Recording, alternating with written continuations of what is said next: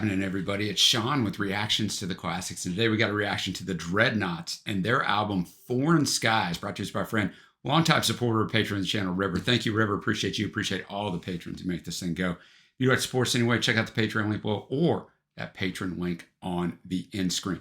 I'm going to give you a little information on the Dreadnoughts. The Dreadnoughts are a Canadian six-piece Celtic punk band from Vancouver. The band combines a wide range of European folk music with modern street punk. They have 7 full-length albums, 3 EPs on various labels, and have played around 500 shows in around 30 countries. They also perform frequently as a traditional polka band at polka festivals under the name Polka Time. Their performance peak was in 2010 when they played 180 shows. Noticeable influences in their sound include acts such as the Pogues, Dropkick Murphys, Stan Rogers, Go-Go Bordello, and Rancid. That is quite the range, right? And I got a lot of the band's thoughts on this album off their Bandcamp page. They said for this album, they said, well, here's something that has never to our knowledge been attempted. A folk punk concept album. The genre has so many classics. The Pogues' Rum, Sodomy, and The Lash is fantastic. Flogging Molly's Drunken Lullabies. I got a reaction to that up on this channel.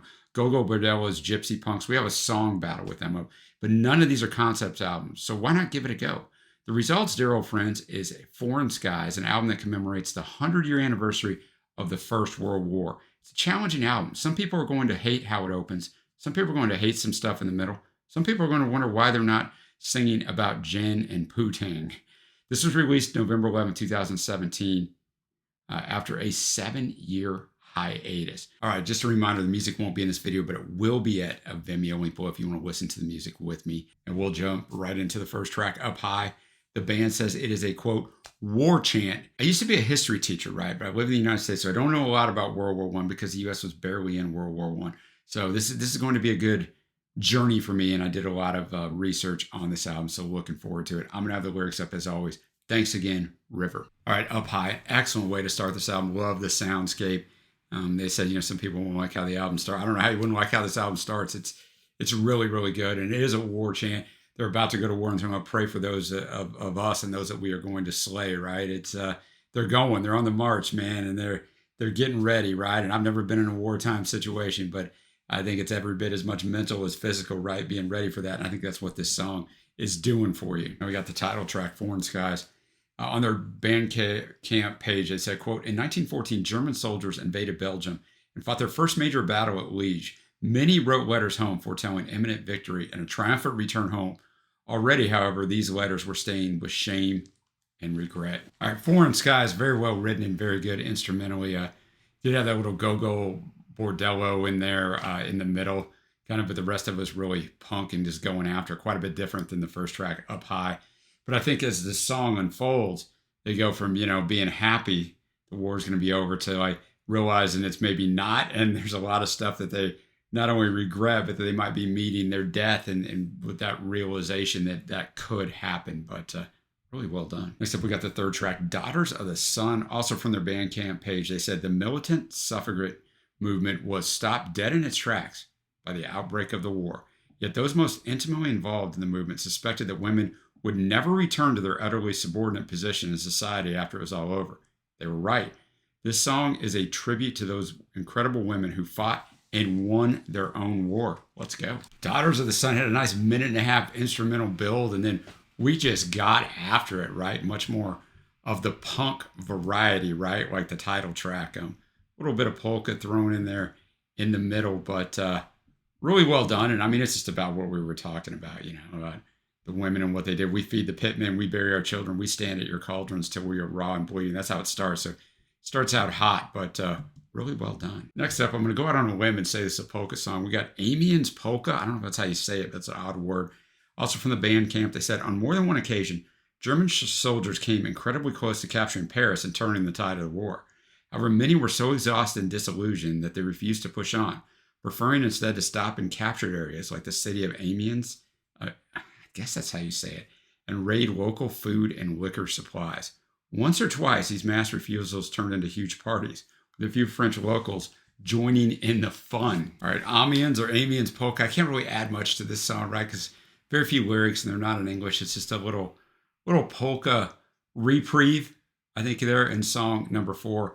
I can't interpret the lyrics for you, so Just kind of breaking it up a little bit. Next up, we have the Bay of Suvla. The Bandcamp is said in 1915 regiments from England and Australia sailed for Turkey and for the Gallipoli Peninsula. The mood was high. It should not have been, for they were all heading towards mass slaughter in a botched operation of monumental proportions. This battle was immortalized in Ewan MacColl's, and the band played Waltzing Matilda.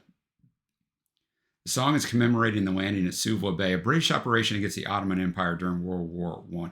The landing turned out to be a huge disaster for British forces due to incompetence of commanding staff. And I read some other stuff that they were just talking about basically how the military guys, when they were gone, the soldiers, they missed the trenches. And it wasn't that it was trench warfare, right? It's not that they missed killing people. But in the trenches, there's the camaraderie, right? The hanging out and gave them a sense of purpose, because they were saying that over 65% of the casualties in World War I were from long-range weapons, right? So not trench warfare, but they missed that camaraderie and sense of like accomplishment and meaning in that trench warfare. The Bay of Suvla, I've heard this song because River brought it on a song battle, I'm 99% sure, on one of my Wednesday live streams that I do at 4 p.m. Central Time every Wednesday.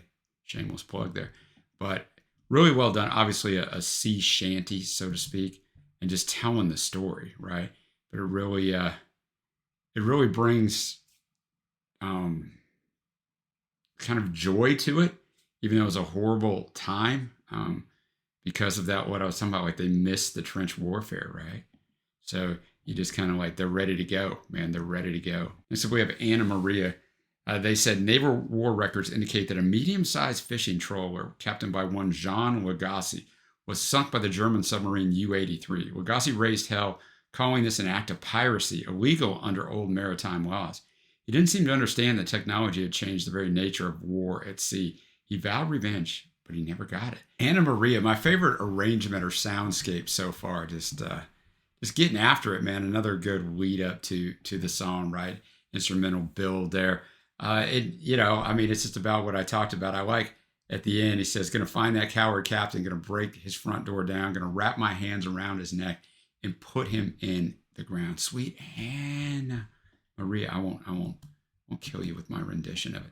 All right, we've reached the halfway mark of this album. And so we have Jericho on Bandcamp. They said, as they marched through Belgium and France, German soldiers met with unexpectedly violent resistance from local populations.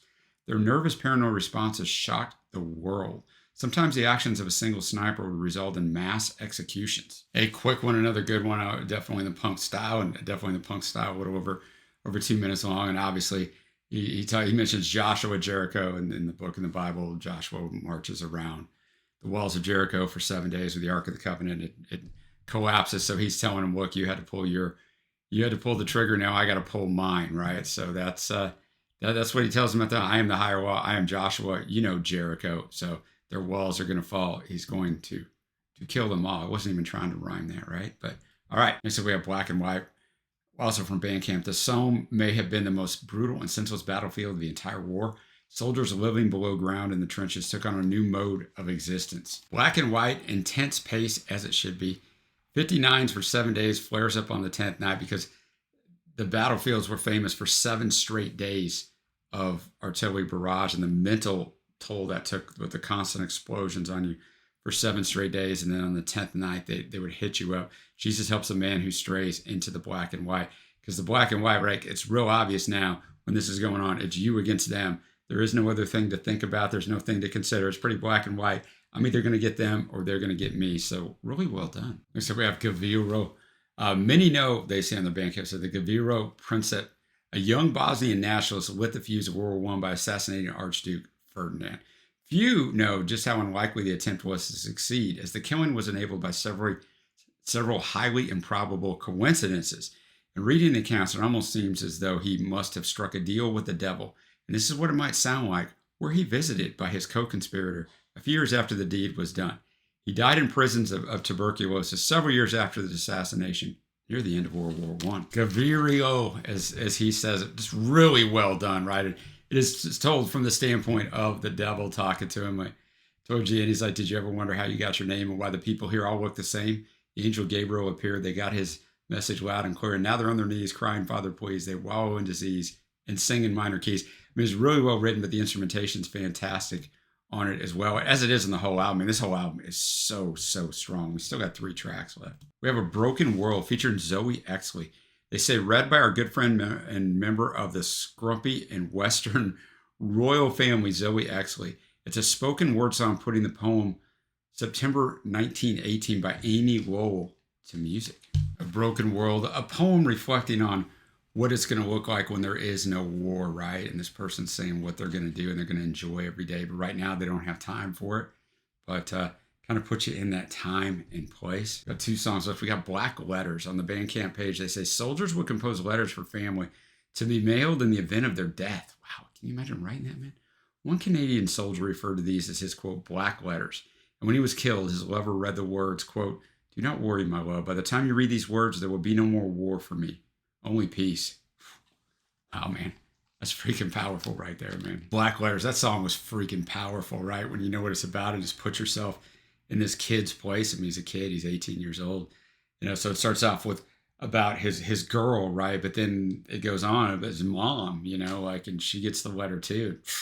I mean, that song, like, really affected me. Like, that song is fantastic, man. It's tragic. Now we'll finish this thing off with Back Home in Bristol. The story is of a soldier executed for desertion in World War I. On the Bandcamp page, they say all armies on all sides executed their own soldiers for cowardice or for disobeying orders. They remain criminally unaware of the psychological damage that this new form of warfare was doing to the people they had lined up and shot. Back Home in Bristol. Just a fantastic song, right? And it kind of blends all of their styles into one, which is a great way to finish an album. And even though the song's subject, obviously, they're taking this guy, Jim, to his death, right? They're going to execute him because he got scared during this battle and didn't fight. It's more a celebration because at the end, he's like, just deliver me a little song and a final taste of rum and tell the boogers who shoot me down just where old Jimmy's from. So he kind of just talks about who he is, right? Throughout this song. It's this dude, man. He's a normal dude who gets taken and he's got to go fight in this war and he got scared. And so now they're going to kill him. But the song itself, like, has this driving rhythm, right? That's fantastic because he's accepted his fate. He's like, all right, man, let him know who I am. So great way to finish this album. Now we're going to get to my favorite tracks. It's always interesting on a deep concept album. So I use the word deep concept album because this is a true concept album. There's a lot of albums out there that are, quote, concept albums. Think Sgt. Pepper's Lonely Hearts Band by the great Beatles. It's not really a concept album, right? Or there's others that are a little more concept than that, but they're not really. I mean, this is a true concept album about World War I. And in that, you know, oftentimes you don't pick out songs that you're just going to go jam to again because it's all one narrative. But honorable mentions, the first one, Up High, Foreign Skies, Daughters of the Sun. So those first 3. My faves are going to be the Bay of Suvla, Annamaria, Black Letters, and Back Home in Bristol. So if you were paying attention, those last 2 are the last 2 on this album. So it didn't lose its steam, right? 12 songs, it didn't lose its steam. It actually built there. I thought it started great, ended great. The middle was really good as well. Rating concept albums is an interesting endeavor, right? Because I'm never going to go throw this album on and listen to one song. Now, you might. There's nothing wrong with it. There's songs on here that you could definitely pull out. It's not that way on all concept albums. This one, it definitely is. But it's like a work of art, right? It's a piece of art. I mean, it's an album, it's music, but it's really a piece of art. But I think it's so well done. Like, it is written fantastic. The arrangements fit, like, into the concept or into the idea of each song. Like, it's great, man. I'm going to be at a sky high 8.5, man. I mean, this album is great. It's great. It's historical, yet there's so much to it musically, and they're just so diverse musically, but they do both styles well. I mean, they do some different styles, but both styles. And then the sea shanty is fantastic too. So not just punk and polka, folk. It's like they do it all well. But all right, guys, let me know what you think of this album down below. What would you give it? What are your favorite tracks? What else do I need to check out from the Dreadnoughts? Thank you so much to River for bringing me this and all the great stuff that River brings to this channel. Until next time, guys, I will see you.